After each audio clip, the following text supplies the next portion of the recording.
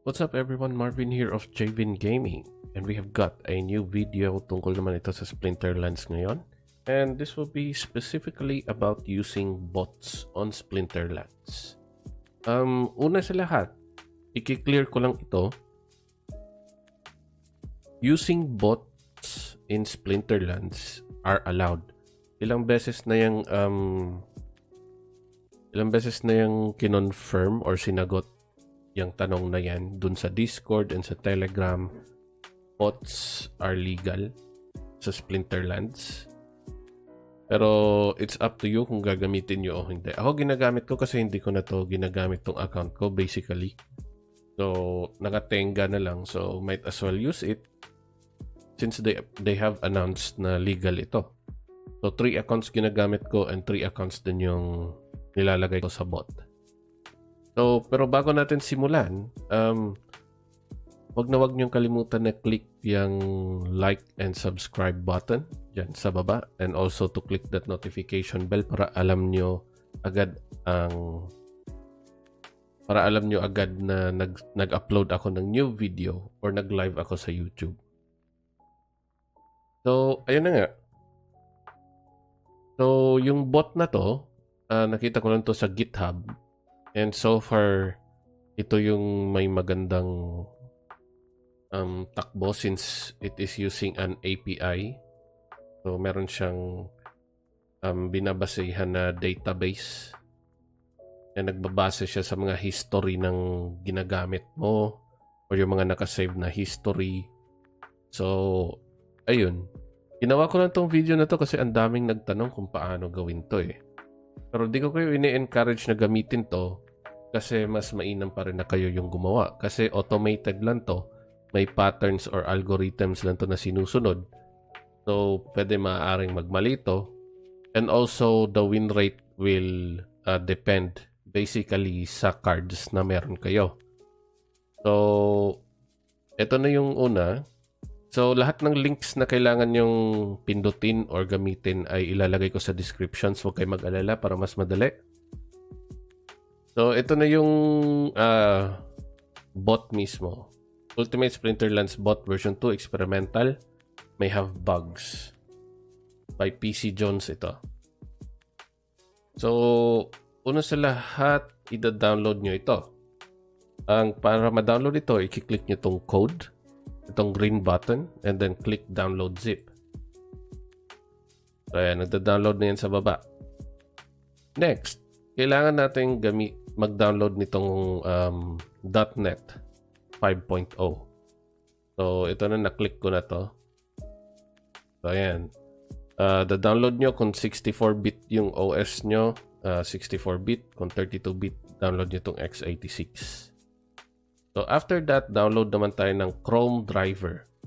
Ito yung magko-control sa Chrome browser nyo para makapaglaro yung bot. So para naman malaman kung ano yung tawag dito version ng bot, ng Google Chrome nyo, punta kayo dito sa tatlong tuldok na to, nasa top right corner, sa ilalim ng close. Click nyo to, and then help, then about Google Chrome. And Chrome is up-to-date version 94. So, close natin to. Version 94, download natin yan. So, download natin Windows 32. Kasi Windows tayo. So, close lang natin. Punta tayo sa downloads. Ayan. And dito na tayo. Chrome driver Ultimate Splinterlands. Na-download ko na to kaya di ko na yan. So, ayan, nandito na tayo sa download folder natin. Una natin gagawin, i-install natin tong .NET Runtime 5.0. So, ayan, run nyo lang yan. Akin na-install na eh. So, ayan. Ano nyo lang yan? Install nyo lang yan and wait nyo matapos and then okay. Next, extract natin to mga files na to. Extract to Chrome driver Win32. And then, extract natin tong bot. So, wait lang natin matapos to. And habang nag-e-extract guys, huwag niyo kalimutan i-like yung video guys ha. Tapos subscribe niyo na rin yung channel ko para makatulong naman to sa paglago ng channel ko and hopefully ma-monetize na rin ako. So next, ayan, punta na tayo dito sa Chrome driver Win32. Itong file na to, nag-iisang file lang yan. Right-click nyo and then copy. Punta naman kayo dito sa bot folder, itong Ultimate Splinterlands bot version 2. Ayan.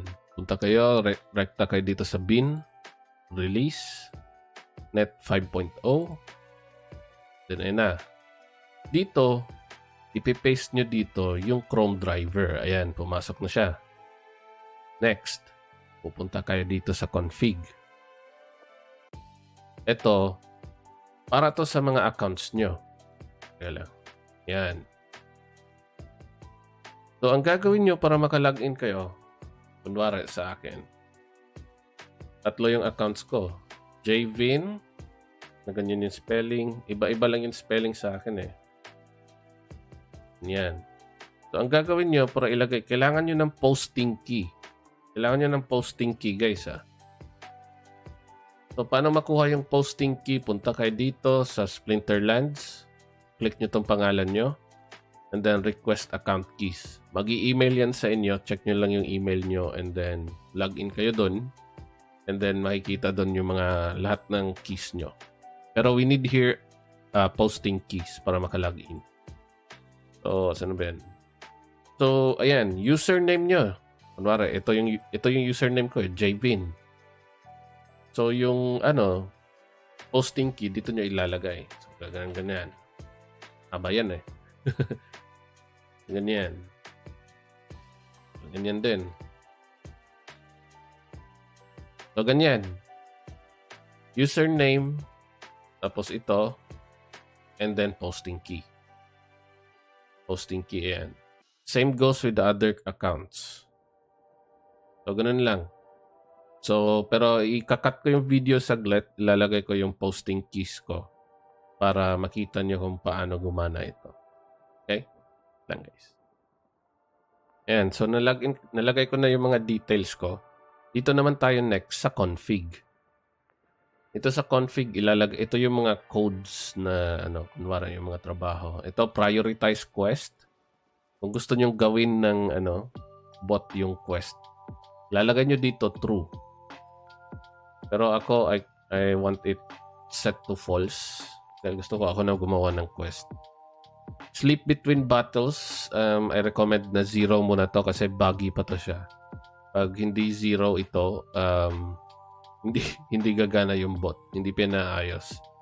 ECR threshold, ibig sabihin yan, yung limit ng ECR na bago kayo huminto. So, kung gusto nyong 75 lang, yan, 75. Once magpass ng 75 ECR yung accounts nyo, maghihinto siya, magre-rest siya until pwede na ulit. So, claim season reward, false nyo na lang yan. Claim quest reward, pwede nyo rin i-false to para kayo na mag-claim at makita nyo. Request new quest, kapag kunwari Earth yung quest at gusto nyo palitan. Earth or snipe, ganyan. Lagyan nyo ng comma para ma-separate. Pero dahil sinet nyo as false, hindi nyo naiisipin yung quest na yan. Headless. Pag naka-false to, makikita nyo yung galaw ng bot sa browser. Papakita ko yan sa inyo mamaya.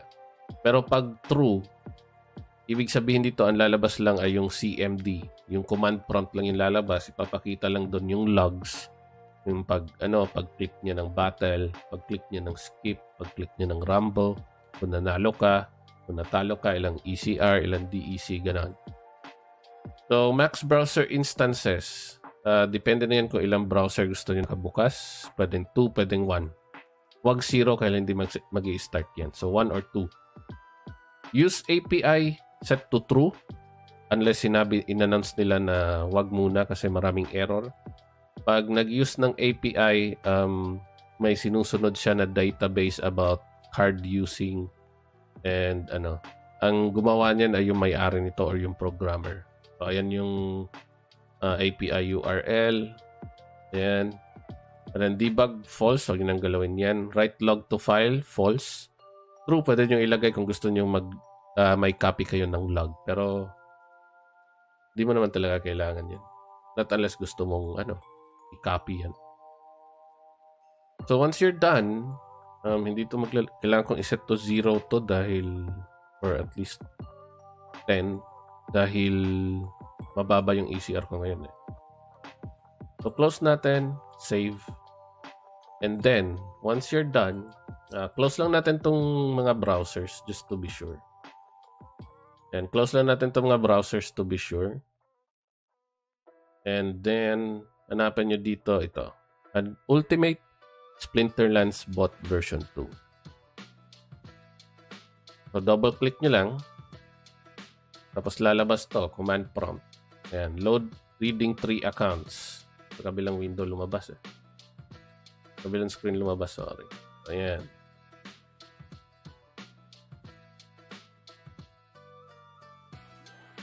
Ayan, kusa na yan siyang gagalaw, guys. So, ayan, nagbabattle na siya. And also take note na yung win rate talaga nito nagdedepende kung anong cards meron ka. So, don't expect na perfect ang performance ng bot. Ayan, manood muna tayo ng isang gameplay. So, ayan o, nagpipick na siya ng cards. Ayan. Kinlik niya na yung battle button. Kaya kung nakikita nyo dito sa side na to, ayan, selecting team. So, waiting na lang yan sa kalaban. So, ayan na, nagsimula na.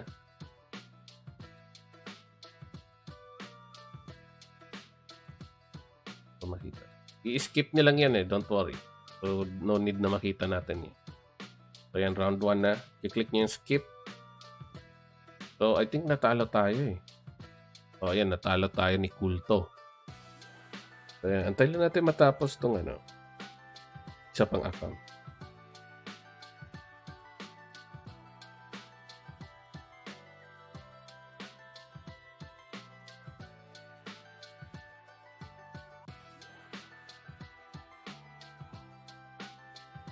So, ayan, nakapag-start agad, oh. And ito, water splinter. Huwag naman sana ganun din katagal ulit. Ayun, mabilis. Water splinter din yung kalaban. Ano naman, manalo. Pantalo yata tayo dito, ah. Ang pangit naman ang pinakita. Ayun, panalo. Panalo. Yun. At least may panalo sa tatlo. So, ayun. Ipapakita ko naman sa inyo kapag naka-headless. Headless, para to especially sa may gagamit ng laptop na mas maliit yung resolution. Kasi meron siyang error na hindi niya nakiklik yung battle after picking cards. So, kung gagamit kayo ng laptop na hindi mga 1080p ang resolution ng screen, you need to set headless to true, okay? So, ang downside lang nito, hindi nyo makikita yung gameplay or yung ginagawa ng Pero you can still track the logs. So, ayan. Double-click natin to. So, ayan. Lumabas na. Trying to log in. So, ganito lang yung makikita nyo, guys.